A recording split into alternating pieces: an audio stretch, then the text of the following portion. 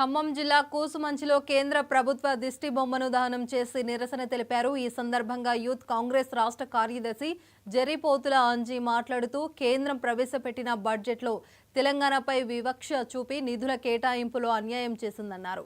ఏడాదికి 2 కోట్ల ఉద్యోగాలు ఇస్తామని చెప్పి మాట తప్పిందని ఆయన మండిపడ్డారు. దేశంలో నిరుద్యోగ సమస్య పెరగడానికి కారణం బీజేపీ ప్రభుత్వమేనని ఆరోపించారు. ఎన్నికల సమయంలో ఇచ్చిన హామీలను బీజేపీ తుంగలో తొక్కిందన్నారు. తెలంగాణ నుంచి 8 మంది ఎంపీలు ఉన్నప్పటికీ కేంద్రం నుంచి నిధులు రాలేకపోయాయని ఆయన విమర్శించారు.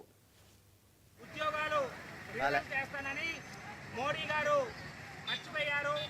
వెంటనే నిరుద్యోగులకి ఉద్యోగాలు వెంటనే భర్తీ చేయాలి, లేకపోతే యువజన కాంగ్రెస్ పక్షాన పెద్ద ఎత్తున ఆందోళన చేస్తాం.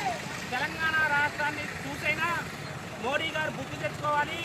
ఇప్పటి వరకు 57,000 ఉద్యోగాలు తెలంగాణ రాష్ట్ర ప్రభుత్వం విడుదల చేసిన కేంద్ర ప్రభుత్వం నిరుద్యోగులను మోసం చేసింది. కేంద్ర ప్రభుత్వం వెంటనే ఉద్యోగాలు విడుదల చేయకపోతే రాబోయే రోజుల్లో బీజేపీకి వ్యతిరేకంగా పెద్ద ఎత్తున యువజన కాంగ్రెస్ నాయకులు మరియు నిరుద్యోగులు పెద్ద ఎత్తున ఆందోళన చేస్తామని తెలియజేస్తారు.